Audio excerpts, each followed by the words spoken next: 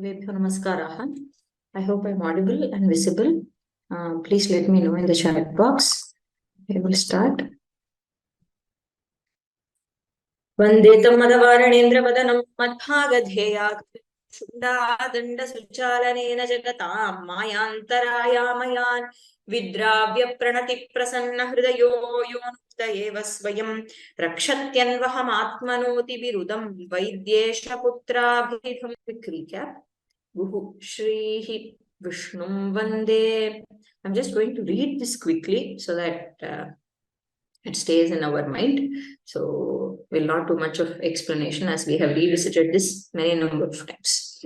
Gaustri Gopastri Krishno Reme Athamadhya Monari Romrigi Gopanam Naribhishlishto Vyat Krishno Vaha Samrigi Lochana Radhika Shripatehe Atha Pratishtha Gauchet Kanya Bhasvat Kanya Saika Dhanya Yasyah Kule Krishno Khelat Atha Supratishtha Bhagau Giti Panktihi Krishna Sanatha Tarnaka Panktihi Yamuna Kache Charu Chachara Atha Gayatri Tyaustastanu Madhya Murtir Murashatro Ratyadbhuta Rupa Asta Mama Chitte Nityam Tanu Madhya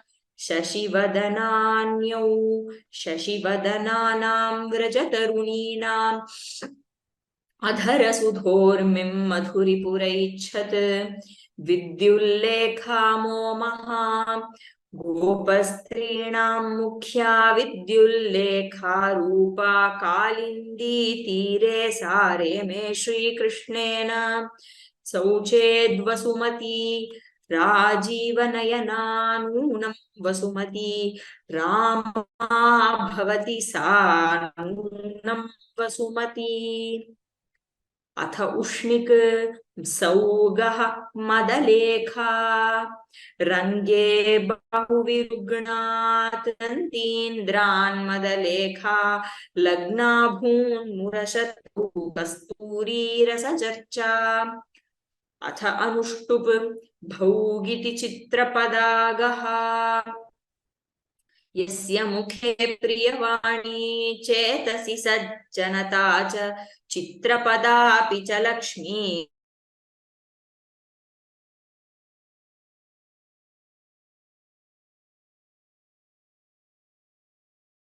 शाक्रश्चापः यस्मिन् सस्तात् तापोच्छित्यै गोमध्यस्थः कृष्णाम्भोधः माणवकं भात्तलगाः चञ्चलचूडं चपलैर्वत्सकुलैः केलिपरं ध्याय सखे स्मेरमुखं नन्दसुतं माणवकं नौगौ हंसरुतमेतत् अभ्यागामि शशिलक्ष्मी मञ्जीरक्वणिततुल्यं तीरे राजति नदीनां रम्यं हंसरुतमेतत् ऋजौ समानिकागलौ च यस्य कृष्णपादपद्ममस्ति हृत्तडागसद्मधिः समानिकापरेण नोचितात्र मत्सरेण भ्रमाणिका जरौ लगौ पुनातु भक्तिरच्युता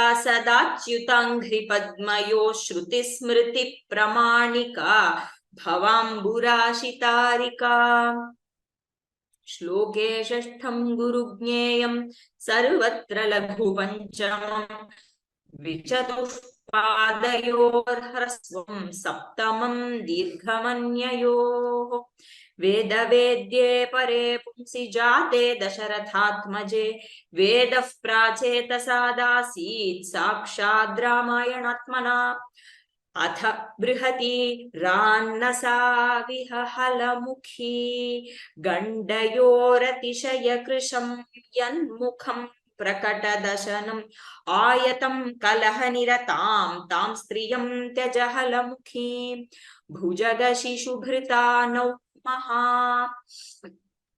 यमधिकतरं रम्या विकचकुवलय श्यामा रमयति हृदयं यूनां भुजगशिशुभृता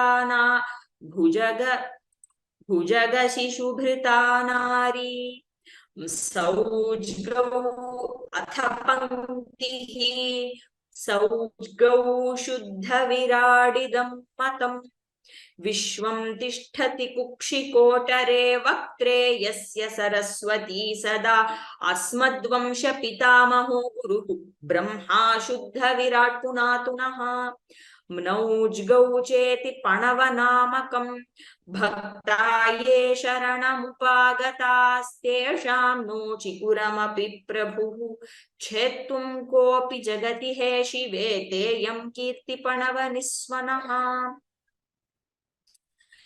मौसगयुक्तौ रुक्मवतीयं कायमनोवाक्यैः परिशुद्धैर्यस्य सदा कंसद्विषि भक्तिः राज्यपदे हर्म्यादिरुदारा रुक्मवती विघ्नः खलु तस्य मत्ताज्ञेयामभसगयुक्ता पीत्वा मत्ता मधुमधुपाली कालिन्दीये तटवनकुञ्जे उद्दीव्यन्ति व्रजजनरामाः कामासक्ता मधुजितिचक्रे नरजगैर्भवेन् मनोरमा तरणिजातटे विहारिणी व्रजविलासिनी विलासतः मुररिपोस्तनुः पुनातु वः सुकृतशालिनां मनोरमा त्यौजो गुरुनेयमुपस्थिता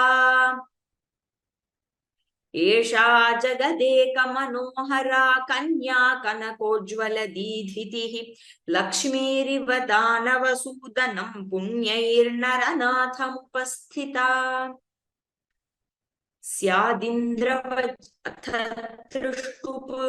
स्यादिन्द्रवज्रा यदि तौ जगौगः गोष्ठे गिरिं सव्यकरेण धृत्वा रुष्टेन्द्रवज्राहति मुक्तवृष्टौ यो गोकुलं गोपकुलं च सुस्थं चक्रे स नो रक्षतु चक्रपाणिः उपेन्द्रवज्राजतजास्ततो गौ स्मरातुरां दैवतवैद्यहृद्यत्वदङ्गसङ्गामृतमात्रसाध्यां निवृत्तबाधां कुरुषेण राधाम् उपेन्द्रवज्रादपि दारुणोऽसि अनन्तरोदीरितलक्ष्मभाजौ यदीया उपजातयस्ताः प्रत्यर्थिभूतामपि तां समाधे शुश्रूषमाणां गिरिशोऽनुमेने विकारहेतौ सति विक्रियन्ते येषां न चेतांसि त एव धीराः न जलैर्गदिता सुमुखी तरणिसुता तटकुञ्जगृहे वदनविधुस्मितदीधितिभिः तिमिरमुदस्य मुखं सुमुखी हरिमवलोक्य चुचुम्बचिरम् दोधकवृत्तमिदं भभात् गौ दोधकमर्थविरोधकमुग्रं स्त्रीचपलं युधिकातरचित्तं स्वार्थपरं मतिहीनममात्यं मुञ्चति यो नृपतिः स सुखी स्यात्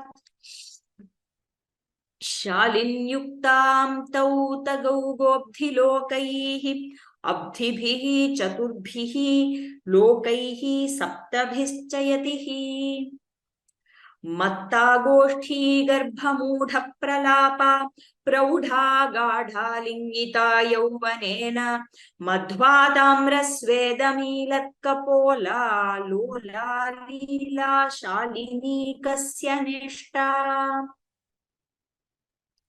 एकं शास्त्रं देवकी पुत्र गीतम् एको देवो देवकी पुत्र एव एको मन्त्रस्तस्य नामानि यानि कर्माप्येकं तस्य देवस्य सेवा आज्ञाकीर्तिः पालनं ब्राह्मणानां दानं भोगो मित्रसंरक्षणं च येषामेते षड्गुणा न प्रवृत्ता कोऽर्थस्तेषां पार्थिवोपाश्रयेण वातोर्मीयं कथितां भूतगौगः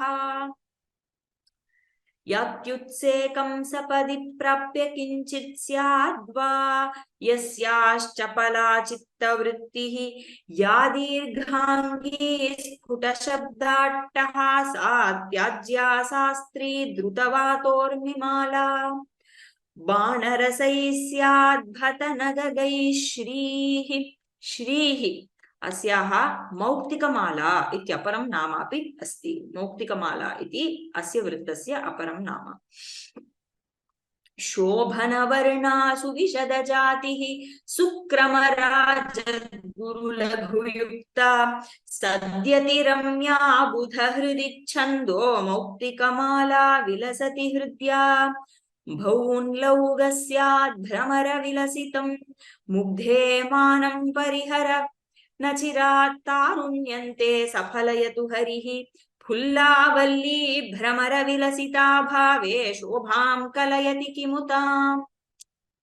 क्षम्यताम्, I have not changed the color. I will do it before uploading. I have not yet sent the files for yesterday and today. I will be sending them together. I will change the color. रान्नरा विहरथोत्थता लगौ चिन्तयामि हरिमेव सन्ततं मन्दमन्दहसिताननाम्बुजं नन्दगोपतनयं परात्परं नारदादिमुनिवृन्दवन्दितम्. So this is in Rathodhata. Because this is something that we learned yesterday, we will revisit the Lakshana. Rat narau iha rat narau lagau iha Rathodhata. So first you have Ragana, Madhya Laghuhu, Rat, Narau, Naganaha, Punaha Ekaha Raganaha, Laghuhu, Guruscha. अपरमुदाहरणं यत्र यत्र रघुनाथ कीर्तनं तत्र तत्र कृतमस्तकाञ्जलिं बाष्पवारि परिपूर्णलोचनं मारुतिं नमत राक्षसान्तकम् अथवा आञ्जनेयमतिपाटलाननं काञ्चनाद्रिकमनीय विग्रहं पारिजाततरुमूलवासिनं भावयामि पवमाननन्दनम्. We saw this from Raghuvamsha also. कौशिकेन सकिलक्षितीश्वरो राममध्वरविघातशान्तये काकपक्षधरमेत्ययाचितस्तेजसां हि न वयः समीक्ष्यते. So we had seen till this. So we'll continue now from Swagata. स्वागते तिरनभाद् गुरुयुग्मम् स्वागते तिरनभाद् गुरुयुग्मम् स्वागतात् स्वागता इति रनभात् गुरुयुग्मम् अन्ते गुरुयुग्मम् गुरुद्वयम् अन्ते भवति ततः पूर्वं रगणः नगणः भगणः इति त्रयो गणाः अत्र सन्ति त्रयो गणाः ततः गुरुद्वयं पादे यतिः इत्येव अस्य लक्षणम् उदाहरणं रत्नभङ्गमलैर्गुणतुङ्गैरर्थिनामभिमतपणसक्तैः स्वागताभिमुखनम्रशिरस्कैः जीव्यते जगति साधुभिरेव. किमर्थं? प्रथमं रगणः रत्नभ रत्नभङ्ग अत्र रत्नभ इत्यत्र मध्यलघुत्वात् अयं रगणः.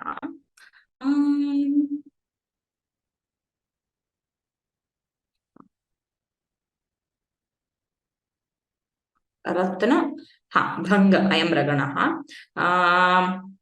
ततः नगणः सर्वलघुः नगणः. ततः एकः भगणः मध्यगुरुः मध्यलघुः तस्मात् भगणः अन्ते गुरुद्वयम् इति स्वागता इत्यस्य लक्षणम्. it is not that famous. So, but then we have to remember that in the Trishtup Jati, the ones that are very famous, I think we have completed covering them. It is more than enough if we can recall, if we can remember the Lakshana of Indra Vajra, Upendra Vajra, Upajati, Shalini, and Rathodhata. More than enough. 5 Vrittas in the Trishtup Jati. So these are very, very popular. We may encounter them again and again when we study Sahitya. Others are not at all famous. Okay, so you won't see them much. Next one. Nanasaga Guru Rachita Vrunta. Nanasaga Guru Rachita Vrunta. So Vrunta is the next meter. Chaturbhihi saptabhischa yatihi. So again, here there is yati after the 4th akshara and the last at the end of the pada. Nanasaga Guru Rachita. So Vrunta Katham Rachita Nagana Nagana Sagana Guru Guru Anena Kramena Vrunta Rachita. Katham Udaharanam Pashya. Dvijaguru paribhavakari yo narapati rati dhana lubdhatma dhruvamiha nipatati papo sau phalamiha pavanahatam printat. Dvijaguru paribhavakari yo narapati rati dhana lubdhatma dhruvamiha nipatati papo sau phalamiha pavanahatam vrintat. So what was the Lakshana? Nagana Dvayam. So you see the first 6 aksharas are all Laghu. So we have 2 Naganas. Then Nagana Nantaram, what did we have? Nanda. Then we have one Sagana. Sagana is Anta Guru. Right? Anta Laghu, Anta Yara Anta Galau Satau. So Anta Guruhu Saganaha Bhavaka. Okay, Bhavasagana. Then you have Yo Gurudvayam Ante Gurudvayam.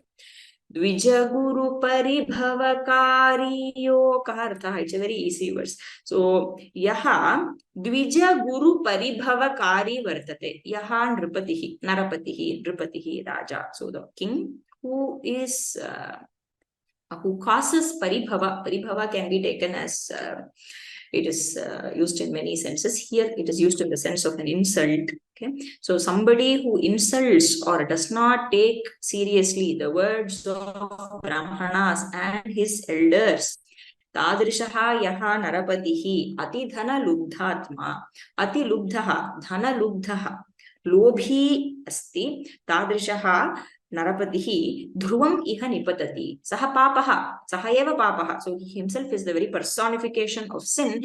Dhruvam iha nipatati. Nishchayena saha patati. Patati nama ante parajayam prapnoti. So finally he will fall. How phalamiha pavanaha tamvanta. The way a fruit falls down from a tree when it is windy, right? Pavana hatam phalam iva. Pavanena hatam. Now, a fruit that is made to fall down because of the movement of the pavana, wind. From where Vrinta. Vrinta is the stalk of the is in fact the stalk where the fruit is hanging. That is called Vrinta. So Vrintat yatha pavanahatam phalam patati. Tathaiva etadrishaha dhanalubdhaha guru paribhavakari narapatihi api dhruvam nipatati nam nischayena patati. Now we have one more or 2 more probably in Trishtup. Nanarala guru bhischa bhadrika. Nanarala guru bhischa bhadrika padeyatihi. So here we have to note the difference. Just to understand yati, maybe we can revisit the previous verse. See, here, the sampradaya is that chaturbhihi saptabhischa yatihi. So ideally, you have a pause after the fourth akshara. How? Dvija guru. See, it gets over.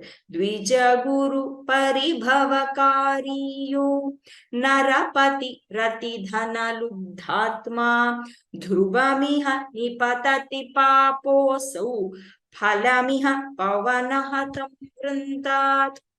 So, if you have a yati here, it does not create any damage and the yati niyama is followed, you can say. But then you see, Dvija Guru Paribhavakari ityekameva padam. So this is one samasta pada, but then there is a yati break that is causing, but then it is ending after Guru. So Guru itself is one unit. So there is a break here. So as I was mentioning yesterday, so yati breaks can occur within compounds, but after meaningful words. But then there are exceptions also. But then this seems to fit properly. And other words are in fact whole words. Narapatihi, atidhana lubdhatma, dhruvam iha, phalam iha. So it fits the yati lakshana. But then here in Bhadrika, you don't have yati in between the pada. So it is only at the end of the pada. That is the sampradaya. That is how Bhadrika is to be composed. So what is the Bhadrika? What is Bhadrika's lakshana? Nanarala guru bhischa Bhadrika. Nanarala guru bhischa Bhadrika. Kaha kramaha Bhadrikaya. Naganaha, raganaha, ekaha laghuhu, ekaha guruhu. त्रयो गणाः सन्ति तेके नगणः नगणद्वयं तथा एको रगणः सकल दुरितनाशकारिणी मदभिलषित कामपूरिणी भगवति तव मूर्तिरेकिका मम मनसि सदास्तु भद्रिका सकल दुरितनाशकारिणी मदभिलषित कामपूरिणी भगवति तव मूर्तिरेकिका मम मनसि सदास्तु भद्रिका सकल नगणद्वयम् एकः रगणः एकः लघुः ततः एकः गुरुः इत्येव क्रमः दृष्टः सकल नगणः दूरीत सर्वलघुत्वात् अयमपि नगणः मध्यलघुत्वात् अयं रगणः नाशका एकः लघुः ऋणी गुरुः सकल दुरित नाशकारिणी मदभिलषित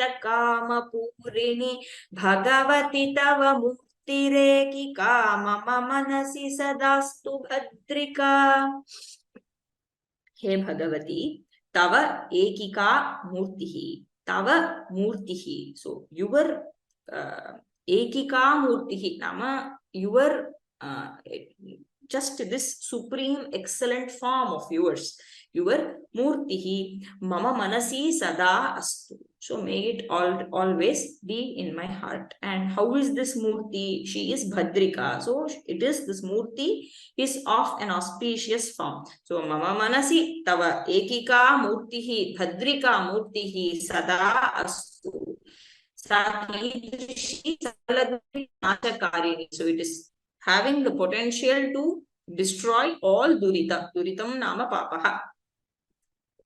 Kevalam duritani nashayati madabhilashitani sarvanyapi kamanyapi purayati sa murtihi tadrishi tava bhadrika murtihi mama manasi sada astu. Iti prarthana.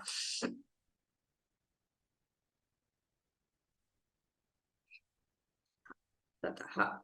श्येनिकारजौरलौ गुरुर्यदा श्येनिकारजौरलौ गुरुर्यदा पादे यतिः श्येनिका इति वृत्तस्य नाम किं लक्षणं रजौरलौ गुरुर्यदा रजौरलौ गुरुः रजौ रगणः जगणश्च रजौ रलौ रगणः एकः लघुवर्णश्च रलौ ततः एकः गुरुः तस्मात् अन्ते लघुः गुरुः च ततः पूर्वं त्रयो गणाः रगणः जगणः रगणः रगणद्वयं परन्तु मध्ये रगणद्वयोः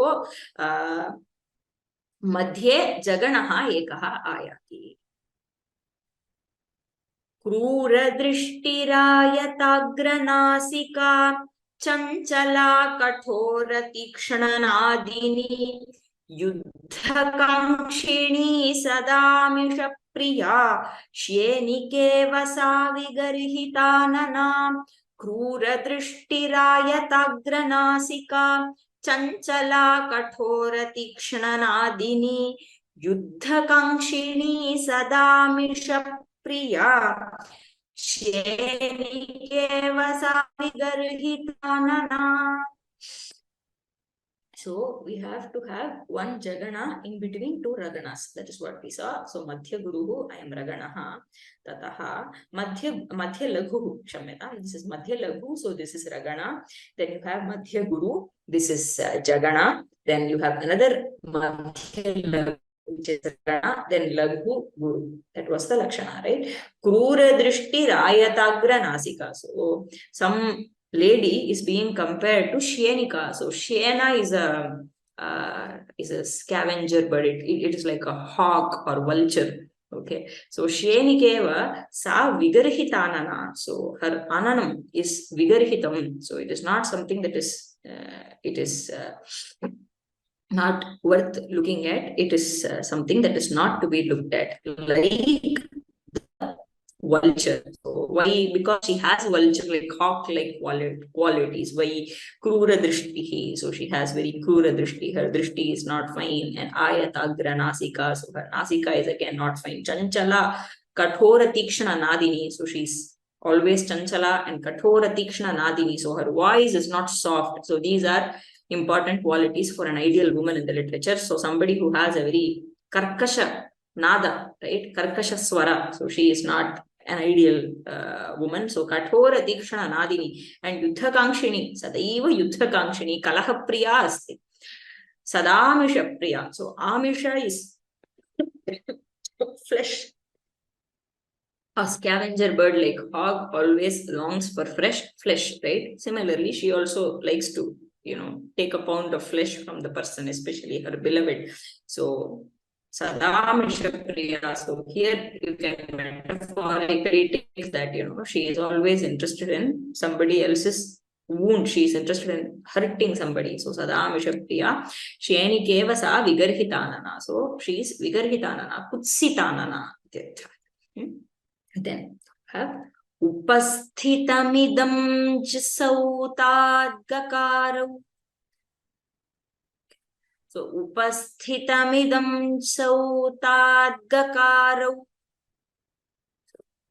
What is the Lakshana of upasthita?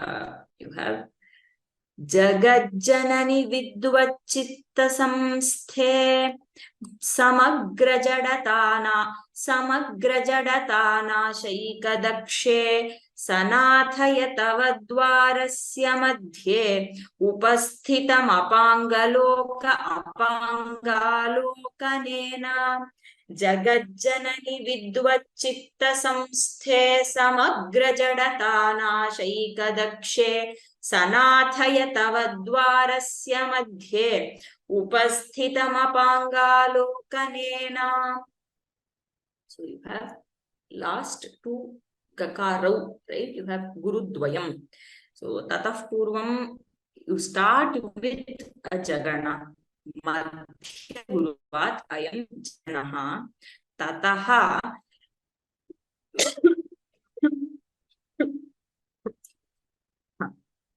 Madhya Guruhu Jaganaha. Then you have Anta Guruhu, right? Anta Guruhu is what?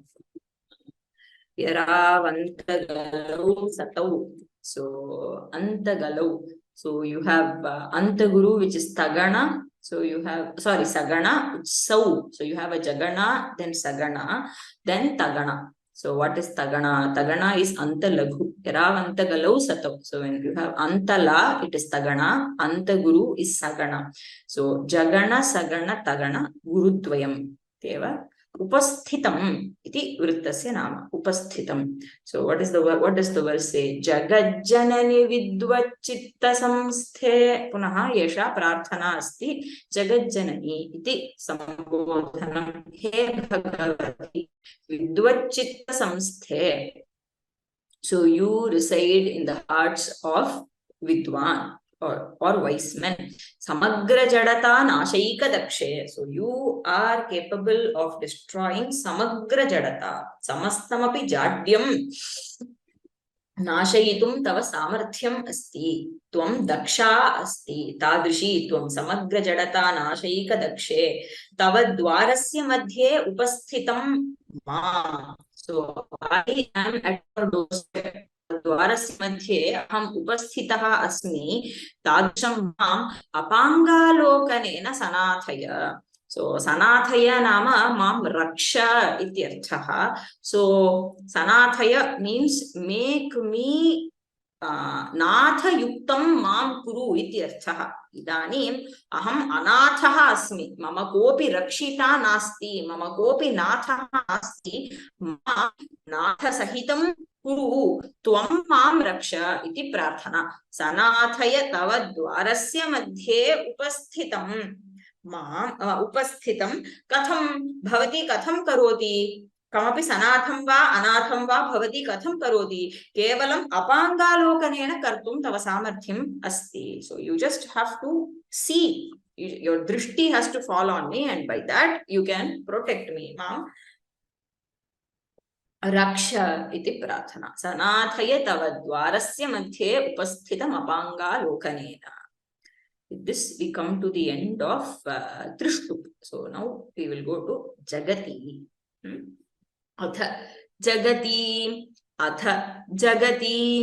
Chandravartmani Gadanti Ranabhasaihi Chandravartmani Gadanti Ranabhasaihi Chaturbhihi Ashtabhishcha Yatihi. So you have Yati after 4 aksharas and then 8 aksharas. So 4 plus 8 is 12, which is at the end of the pada. So Chaturbhihi Ashtabhischa Yatihi Bhavati Asmin Vritte. Vrittasya nama kim Chandravartma. Tasya lakshanam Ranabhasaihi Nigadanti Chandravartma. Ranabhasaihi. Yasya kaharthaha. I am so in this vritta you have 12 aksharas, right? So it is a so you don't need extra gurus or laghus. So because varnatrayatmakaha ganaha tasmat atra chatvara ganaha bhavanti sarvatra jagati jatyantargateshu vritteshu sarvatra Chatvaraha Ganaha eva apekshante, and there are many famous meters under the Jagati category that are like Vamshastha that we will be encountering very frequently. Vamshastha is popular, and then you have Totaka. The famous Totaka meter comes under Jagati, and we are going to be seeing many meters like that. Okay, so but then again, you also have meters that are not so popular like Chandravartma. Let us see the udaharana.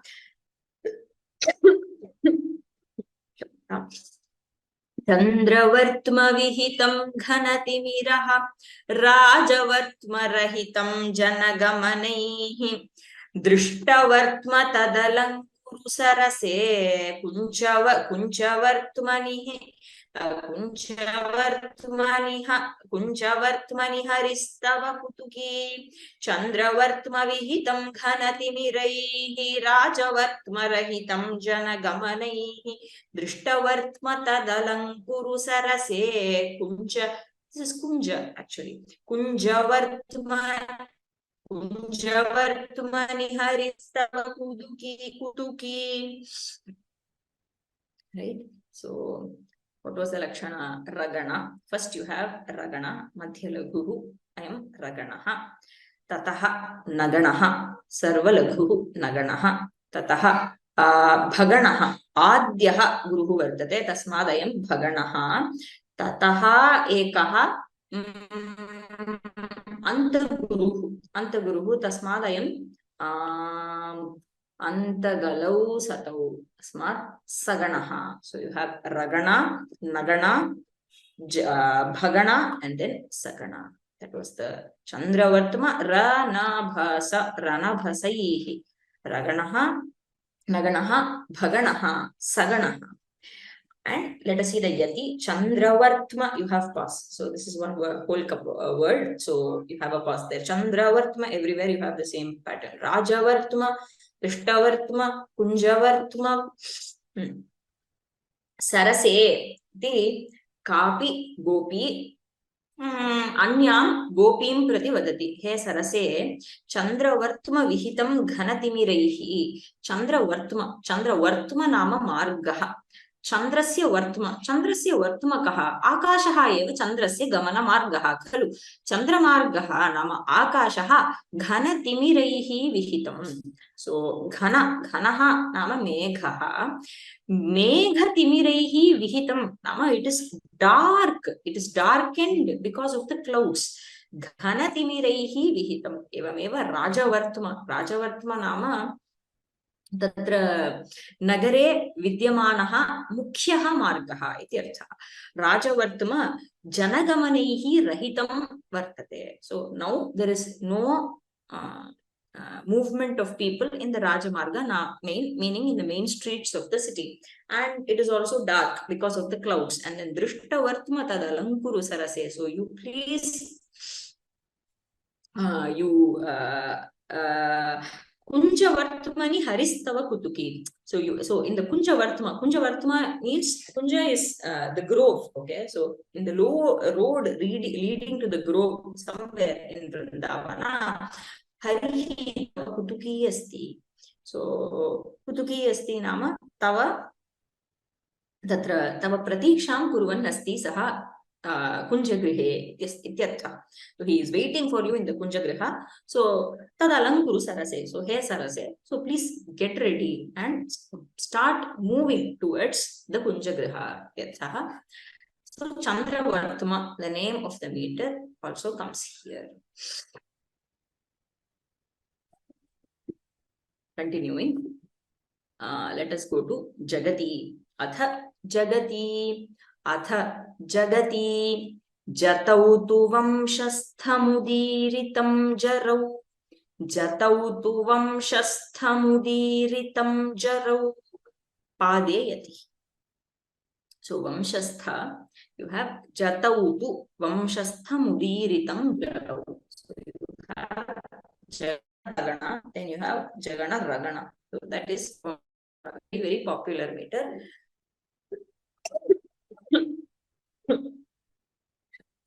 Pade Yatihi. So at the end of the Pada, you have a Yati.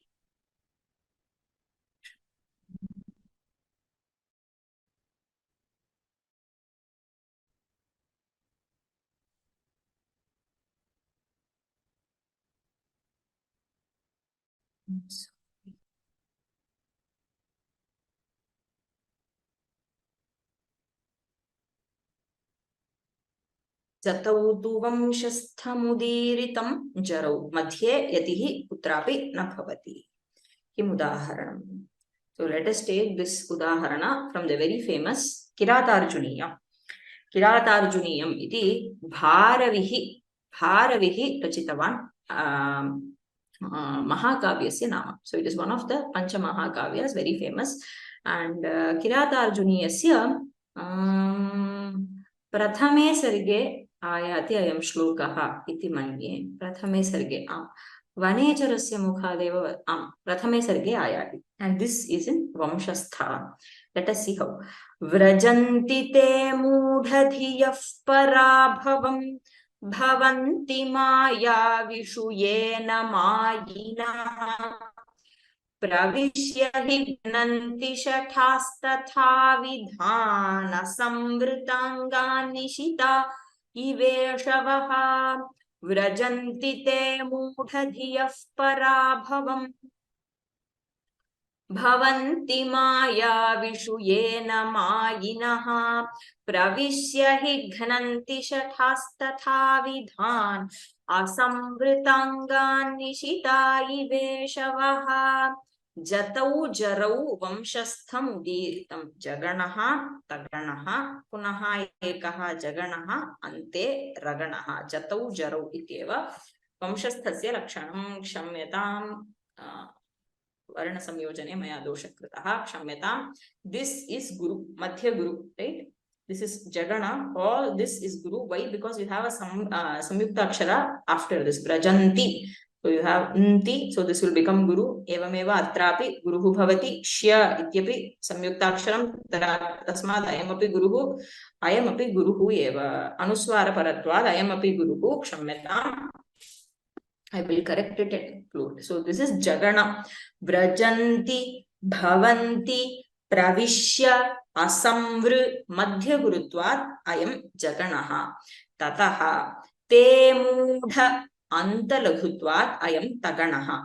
Te Mudha, Mayavi, Hignanti, Tangani. So this is Tagana. Then you have another Jagana. Dhiyafpa, मध्य गुरुः जगणः श्रूयेन जगणः षठास्त जगणः शीतायि जगणः अन्ते रगणः मध्ये लघु रगणः मध्ये वर्तमानानि लघूनि सन्ति श्लोकस्य कः अर्थः व्रजन्ति ते मूढधियः पराभवम् I think Vanechara tells this to Yudhishthira. I am not sure who tells whom, but then this is a this is an advice that is given in general. Te mudhathiyaha parabhavam vrajanti parajayam prapnuvanti te mudhaha janaha mudhadhihi yasya saha mudhadhiyaha nama मूर्खाः निश्चयेन पराभवम् एव प्राप्नुवन्ति व्रजन्ति के ये मायाविषु मायिनः न भवन्ति ये मायाविषु ये षठेषु शाठ्यं न आचरन्ति इत्यर्थः so the ones who do not resort to the same ways as the crooked person who is against us, right? Because the crooked fellow is always going to use cheap strategies, and one cannot say that I will stick with straightforward ways when my opponent is a clear Mayavi. So Mayavishu janeshu shatheshu दुर्जनेषु ये मायिनः न भवन्ति ये स्वयं मायिनः न भवन्ति ते मूढधियः सन्ति निश्चयेन पराभवमेव अन्ते प्राप्नुवन्ति कथं प्रविश्य हि घ्नन्ति शठास्तथाविधान् शठाः दुर्जनाः तथाविधान् जनान् प्रविश्य घ्नन्ति प्रविश्य मारयन्ति घातयन्ति so they enter and they finish off such people. How? Asamvritangan nishita iva ishavaha. So just the way how a body that is not protected by a good armor is destroyed by sharp arrows. In the same way, pravishya tathavidhan Mudha Shataha Pravishya Ghananti. So they will come and attack you straight on your face, and you will be gone even before you know what happened. So Mudhadhiyaha Tadrishaha Mudhadhiyaha Nischayena Parabhavam Prapnuvanti. So this is the Udaharana for Vamshastha. We can stop here today, and we will continue in the next class. If there are any questions, I'm sorry, Nasanti Samapayamah. Dhanyavadaha. Namaskar. We will meet again on next week.